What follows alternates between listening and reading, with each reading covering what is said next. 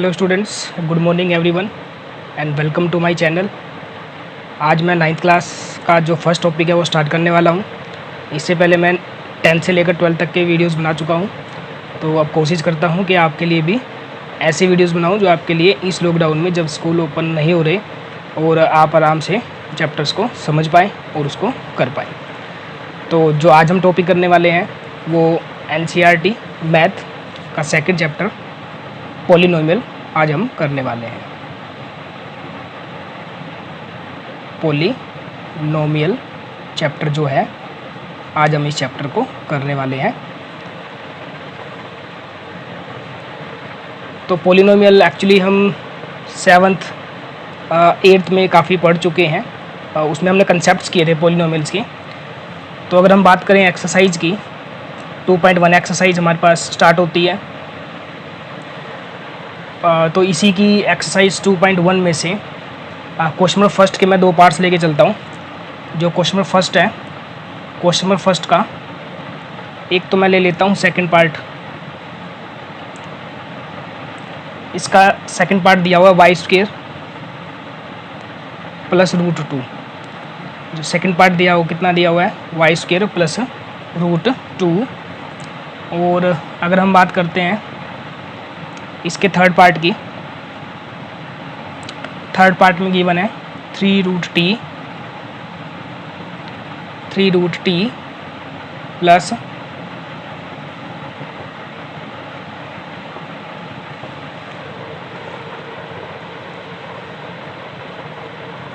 t√2 plus t√2।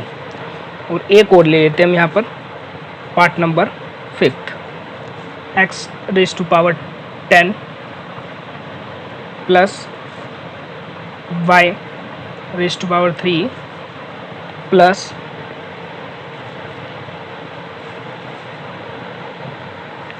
t⁻50।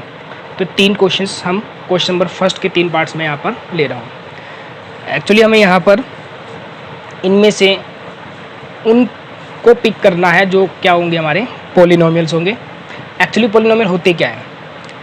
Polynomial each algebraic function, वो हर प्रकार का एक algebraic function in which the power of variable are natural, यानी जो पावर्स होगी वेरिएबल्स की वो हमेशा क्या होनी चाहिए, नेचुरल होनी चाहिए। और वेरिएबल्स हमारे क्या होंगे, जितने भी हम अल्फ़ाबेट यूज़ करते हैं, जैसे x है, y है, z है, t, m, t, ये सभी यहाँ हमारे लिए क्या बन जाएंगे, वेरिएबल बन जाएंगे। तो एल्जेब्रिक फंक्शन वो एल्जेब्रिक फंक्शन जिसके अंदर पावर ऑफ वेरिएबल्स, जो वेरिएबल की पावर होगी वो नेचुरल होगी, तो उसको हम क्या कहेंगे, पॉलिनोमियल कहेंगे। दोबारा बोल रहा हूँ, सिर्फ और सिर्फ हमें किसकी पावर कन्फर्म करनी है, वेरिएबल्स की। कॉन्स्टेंट की पावर हम यहाँ पर कन्फर्म नहीं करेंगे। तो जितने भी अल्फ़ाबेट होंगे वो हमारे लिए वेरिएबल्स हो जाएंगे, और जो डिजिट्स हमारे पास आएंगे 2, 5, 7, 9, 50, 30, 40, दीज आर द कॉन्स्टेंट्स। ये हमारे लिए क्या होंगे, कॉन्स्टेंट्स होंगे। तो इस बिहाफ पे अगर हम सेकेंड पार्ट की बात करें, यहाँ पर इसके अंदर हमारे पास है y² प्लस √2। तो ये एक एल्जेब्रिक एक्सप्रेशन है, क्योंकि इसमें y एक अल्फ़ाबेट यूज़ हुआ है, तो it is an algebraic expression. अब हमें ये चेक करना है कि ये एल्जेब्रिक एक्सप्रेशन पॉलिनोमियल भी है या नहीं है। तो इसमें हमने क्या करना है, किसकी पावर को चेक करना है, वेरिएबल की, note constant. 2 is a constant but y is a variable. तो 2 की पावर का कोई इफेक्ट नहीं आएगा पॉलिनोमियल के ऊपर। किसका इफेक्ट आएगा, y की पावर का आएगा। तो y के ऊपर क्या लगा हुआ है, स्क्वायर लगा हुआ है। इट मीन्स y एक वेरिएबल है और y की पावर 2 है, and 2 is a natural number, तो y की पावर नेचुरल है। It means this is a polynomial. इसका मतलब यह फंक्शन क्या होगा, एक पॉलिनोमियल होगा। उसके बाद बात करते हैं थर्ड पार्ट की। थर्ड पार्ट में दिया हुआ है 3 × √t प्लस t × √2। तो इसको थोड़ा ध्यान से देखना हमने। 3 कॉन्स्टेंट है, 2 कॉन्स्टेंट है, तो 3 और 2 को तो हमने ऑब्जर्व ही नहीं करना, इसको इग्नोर कर दो। सिर्फ और सिर्फ हमें किसको देखना है, यहाँ पर t को देखना है। क्यों? क्योंकि t यहाँ पर हमारे लिए क्या होगा, एक वेरिएबल होगा। तो t को अगर हम ऑब्जर्व करते हैं, यहाँ पर हम t देखते हैं, only t, raise to power 1, सिर्फ टी की पावर कितनी होती है, 1 होती है, तो ये नेचुरल है। बट यहाँ अगर हम देखें तो टी के ऊपर क्या लगा हुआ है, रूट लगा हुआ है, और रूट टी का मतलब क्या होता है, रूट का मतलब होता है किसी की पावर हाफ, हाफ यानी कि 1/2। रूट टी का मतलब होता है पावर हाफ, हाफ यानी कि 1/2। अगर रूट टी की पावर हाफ है तो उसका मतलब टी के ऊपर 1/2 आ गया, हाफ आ गया, it is not a natural.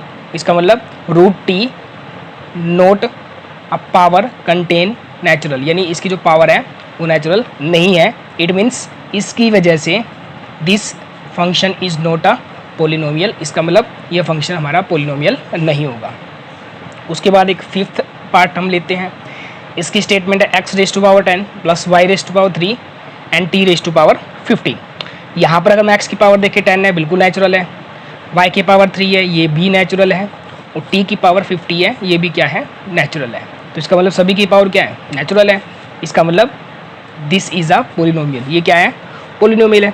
But अगर हम स्टेटमेंट की बात करें 2.1 की, उस स्टेटमेंट को मैं रीड करता हूँ। स्टेटमेंट में दिया हुआ है which of the following expressions are polynomials in one variable and which are not. इसमें दो बातें कही है इसने। ये कहता है which are the polynomial in one variable, यानी कौन सा पोलिनोमियल है और वन वेरिएबल में। इसका मतलब पोलिनोमियल का मतलब तो ये हो गया कि पावर जो होनी चाहिए क्या होगी, नेचुरल होगी, और वन वेरिएबल का मतलब हुआ कि उस फंक्शन के अंदर एक ही वेरिएबल होना चाहिए, एक से ज़्यादा वेरिएबल नहीं होने चाहिए। तो क्वेश्चन नंबर 5 की अगर बात करते हैं, फर्स्ट का फिफ्थ पार्ट, इसके अंदर पावर तो हमारे पास क्या है, नेचुरल है, बट कितने वेरिएबल्स आ गए यहाँ पर, 3, एक x आ गया, एक y आ गया और t आ गया। इसका मतलब ये वेरिएबल तो है बट नॉट वन वेरिएबल, ये पोलिनोमियल तो है लेकिन वन वेरिएबल पोलिनोमियल नहीं है। तो इसके बारे में क्या कहेंगे, this is a polynomial but not in one variable, लेकिन ये एक वेरिएबल में नहीं होगा। तो इस तरह से हम किसी भी पोलिनोमियल को क्या कर सकते हैं, डिफाइन कर सकते हैं। तो ये बात हो जाती है किसी पोलिनोमियल के बारे में। उसके बाद हम बात करते हैं क्वेश्चन नंबर 2 की। बिल्कुल सिंपल है, वी टेक एनी पोलिनोमियल, हम किसी पोलिनोमियल को ले लेते हैं। जैसे हम ले लेते हैं इसका क्वेश्चन नंबर सेकंड का सेकंड पार्ट मैं यहाँ पे लेके चला हूँ। तो सेकंड के सेकंड पार्ट के अंदर गिवन है 2 - x² plus x³ 2 - x² plus x³। ये हमारे क्वेश्चन नंबर सेकंड का सेकंड पार्ट है। इसी तरह हम इसका एक पार्ट ओ ले लेते हैं, और वो पार्ट हमारा कौन सा होगा, इसका थर्ड पार्ट होगा। Statement is π/2 x² plus x। तो ये हमारा होगा क्वेश्चन नंबर 2 का second and third part. Question number 2 की जो स्टेटमेंट है, इसमें दिया हुआ write the coefficient of x² in each of the following, यानी हमें क्या निकालना है, कोफिशिएंट निकालना है। क्या निकालना है, कोफिशिएंट निकालना है। और किसका निकालना है, ऑफ x² का।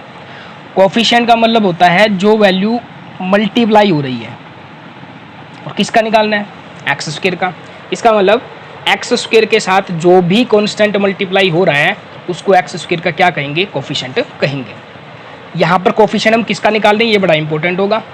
वो कहता है find the coefficient of x², तो हमें सिर्फ उसी टर्म को देखना है जहाँ पर क्या आया हुआ है, x² आया हुआ है। अगर ये यहाँ पर कोफिशिएंट ऑफ x की बात करता, कोफिशिएंट ऑफ x, तब हम x के साथ जो भी कांस्टेंट मल्टीप्लाई है उसको देखते हैं, यानी जिसका कोफिशिएंट निकालना है उस एक्सप्रेशन में उसी टर्म को हमें क्या करना है, ऑब्जर्व करना है। तो इस क्वेश्चन में हम किसका कोफिशिएंट निकालने वाले हैं, x² का।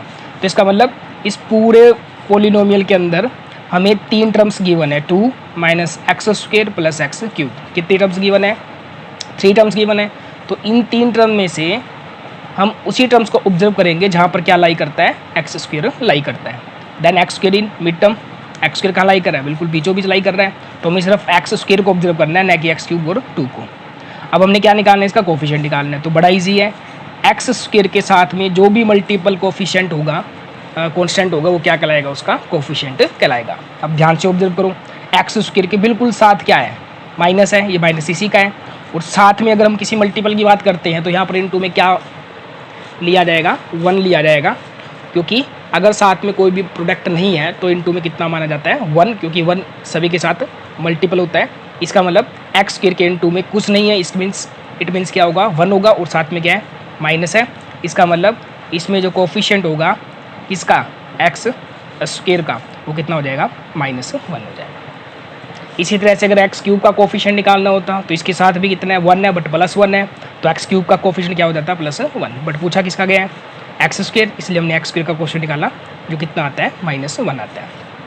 Now we take third part. अब हम क्या लेते हैं इसका थर्ड पार्ट लेते हैं। Third part is π/2x² + x। इसके अंदर हम ध्यान से देखें 2 टर्म्स अवेलेबल हैं और हम किसका कोफिशिएंट निकालने वाले हैं एक्स स्क्वायर का, तो हमें किसको ऑब्जर्व करना है ओनली एक्स स्क्वायर को हमें क्या करना है ऑब्जर्व करना है। Then this is the term of x square, ये हमारी एक्स स्क्वायर की टर्म है और इसके साथ में क्या लगा हुआ है π/2 लगा हुआ है। इसका मतलब एक्स स्क्वायर का जो कोफिशिएंट होगा इस पॉलिनोमियल में वो कितना हो जाएगा π/2 हो जाएगा। बिल्कुल ईजी है, वैसे हम शायद 8th क्लास में ये चीज़ कर चुके हैं बट यहाँ थोड़ा ये रिवाइज करवा रहे हैं, तो इस तरह से हमने क्वेश्चंस को करना है। उसके बाद थर्ड और फोर्थ एक से रिलेटेड होगा, तो मैं क्वेश्चन में फोर्थ करता हूँ, थर्ड आप सेल्फ ट्राई करेंगे। क्वेश्चन में फोर्थ में वो क्या कहता है फाइंड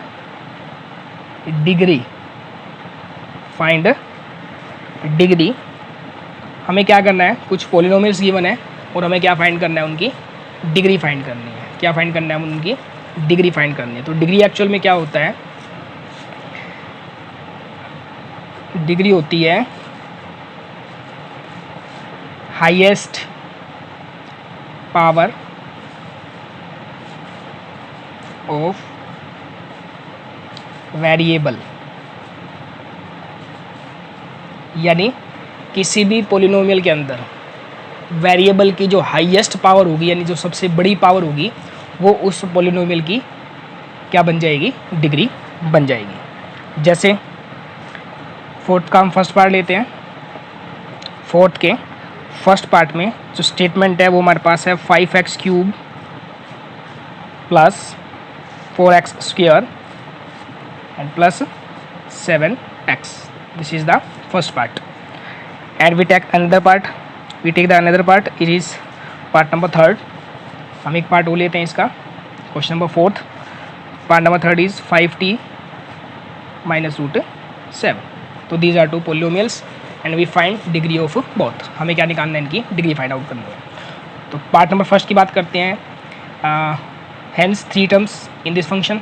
यहाँ पर फंक्शन में कितनी टर्म्स हैं 3 है 1 2 एंड 3।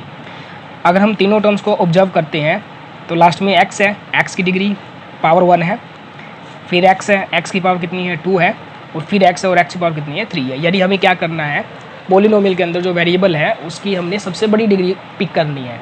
तो यहाँ अगर x की बात करें एक जगह पावर 1 है एक जगह पावर 2 है लेकिन एक जगह पावर कितनी है 3 है। इसका मतलब इसकी जो सबसे हाईएस्ट पावर है पॉलिनोमियल में, सिर्फ वेरिएबल की बात करनी है यहाँ पे, तो हाईएस्ट पावर कितनी है सबसे बड़ी पावर 3 है। तो इसका मतलब इस पॉलिनोमियल की डिग्री कितनी हो जाएगी 3 हो जाएगी। तो पॉलिनोमियल की जो डिग्री है यहाँ पर कितनी हो जाएगी 3 हो जाएगी। सिमिलरली पार्ट नंबर 3rd में जाते हैं। यहाँ बात करते हैं 5t - √7। हमें किसको ऑब्जर्व करना है वेरिएबल कौन है हमारे यहाँ पे t है। t एक अकेला ही है और इसकी पावर कितनी है 1 है। यहाँ पर t की और कोई बड़ी पावर नहीं है तो यहाँ पर t की जो सबसे बड़ी पावर आती है वो कितनी आ रही है 1 आ रही है। तो इसका मतलब यहाँ पर जो डिग्री है वो कितनी हो जाएगी 1 हो जाएगी। तो इस तरह से हम किसी भी पॉलिनोमियल की क्या बता सकते हैं डिग्री फाइंड कर सकते हैं। उसके बाद क्वेश्चन नंबर 5th एक्सरसाइज 2.1 का आखिरी क्वेश्चन है ये क्वेश्चन नंबर 5th। तो इसको हम किस तरह से करेंगे, इसके अंदर हमें वो कुछ पॉलिनोमियल्स गिवन है यहाँ पर और हमें कुछ स्पेसिफाई पॉलिनोमियल को पिक करना है जिसके अंदर लीनियर क्वाड्रेटिक और क्या पिक करने हमने क्यूबिक पिक करने हैं। अब लीनियर पॉलिनोमियल कौन सा होता है, क्वाड्रेटिक पॉलिनोमियल कौन सा होता है और क्यूबिक पॉलिनोमियल कौन सा होता है। तो लीनियर कौन सा होता है लीनियर होता है हमारा इन विच डिग्री इज 1, यानी वो पोलिनोमियल जिसकी हाईएस्ट पावर 1 होगी, यानी जिसकी डिग्री 1 होगी, उसको हम क्या कहेंगे? लीनियर कहेंगे। क्वाड्रेटिक पोलिनोमियल कौन सा होता है? क्वाड्रेटिक पोलिनोमियल वो होता है जिसकी डिग्री कितनी होती है? Degree is 2। क्वाड्रेटिक पोलिनोमियल वो होता है जिसकी डिग्री कितनी होती है? 2 होती है। और जो क्यूबिक पोलिनोमियल है, क्यूबिक पोलिनोमियल वो होता है जिसकी डिग्री कितनी होती है? 3 होती है। तो लीनियर कौन सा होता है? जिसकी डिग्री 1 होगी। क्वाड्रेटिक पोलिनोमियल कौन सा होगा? जिसकी डिग्री 2 होगी। और क्यूबिक पोलिनोमियल कौन सा होगा? जिसकी डिग्री 3 होगी। तो डिग्री के अकॉर्डिंग, यानी पावर के अकॉर्डिंग, हम किसी पोलिनोमियल को इन 3 पार्ट्स में क्या कर सकते हैं? डिवाइड कर सकते हैं। लीनियर पोलिनोमियल वो होगा जिसकी हाईएस्ट पावर यानी कि डिग्री कितनी होगी? 1 होगी। क्वाड्रेटिक पोलिनोमियल वो होगा जिसकी हाईएस्ट पावर, जिसमें वेरिएबल की हाईएस्ट पावर 2 यानी डिग्री 2 होगी। और क्यूबिक पोलिनोमियल वो होगा जिसकी हाईएस्ट पावर यानी डिग्री कितनी होगी? 3 होगी। तो उसे हम क्या कहेंगे? लीनियर, क्वाड्रेटिक और क्यूबिक कहेंगे। तो इसके अंदर हम कुछ पार्ट्स को हम यहाँ पर लेते हैं, कुछ स्पेसिफाई पार्ट्स हैं, उनको मैं यहाँ पिक करता हूँ। तो इसके अंदर हम क्वेश्चन नंबर फर्स्ट को लेते हैं। इसका जो फर्स्ट पार्ट है वो दिया हुआ हमें x square plus x. Second part हमें दिया हुआ है x minus x cube.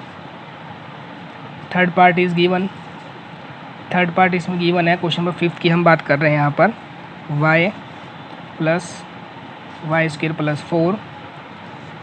Fourth part की बात करें हम तो कितना दिया हुआ है? 1 प्लस एक्स। फोर्थ के बाद हम बात करते हैं पार्ट नंबर 5 की। 5 में अपने को दिया हुआ है 3t। उसके बाद पार्ट नंबर 6 की बात करें, 6 में दिया हुआ है आर स्क्वायर। और पार्ट नंबर अगर हम 7 की बात करें तो 7 में अपने को दिया हुआ है 7x क्यूब दिया हुआ है। अब हमें क्या पिक करना है? यहाँ पे हमें ये बताना है कि ये कौन सा लीनियर, क्वाड्रेटिक या क्यूबिक में कौन सा होगा। अगर हम बात करते हैं एक्स स्क्वायर प्लस एक्स की, तो हमने क्या देखना? डिग्री देखना। Degree means highest power. तो इसकी हाईएस्ट पावर कितनी है? 2 है, यानी डिग्री 2 है। तो अगर एक्स की डिग्री 2 है तो इसका मतलब क्या होगा? ये क्वाड्रेटिक पोलिनोमियल होगा। सेकंड में एक्स माइनस एक्स क्यूब है, तो इसकी जो हाईएस्ट पावर है, जो डिग्री है वो कितनी है? 3 है। तो इसका मतलब ये जो पोलिनोमियल है वो कौन सा पोलिनोमियल होगा? पावर 3 है। पावर 3 का मतलब डिग्री 3 है इसकी, और 3 का मतलब ये क्या कहलाएगा? क्यूबिक पोलिनोमियल कहलाएगा। और y plus y square plus 4 की अगर हम बात करते हैं तो यहाँ पर y की जो हाईएस्ट पावर यानी पोलिनोमियल जो डिग्री है वो 2 है। It means this polynomial is a quadratic polynomial. And fourth part में 1 प्लस एक्स, एक्स की पावर कितनी है? 1 है, यानी हाईएस्ट पावर 1 है, यानी इस पोलिनोमियल की डिग्री 1 है। तो इसका ये क्या कहलाएगा? लीनियर कहलाएगा। फिफ्थ पार्ट में 3 इंटू टी दिया हुआ है। 3 is a constant, T is a variable, और टी की पावर 1 है। तो 1 का मतलब इसकी डिग्री 1 हो गई, और ये क्या कहलाएगा? लीनियर कहलाएगा। और बात करते हैं हम इसके 6th पार्ट की, it is a r square. R square, r is a variable and power 2, degree is 2, then it is a quadratic. And 7th part में कितना दिया हुआ है? 7x क्यूब दिया है। 7 is a constant, we observe only variable. हमें सिर्फ किसको ऑब्जर्व करना है?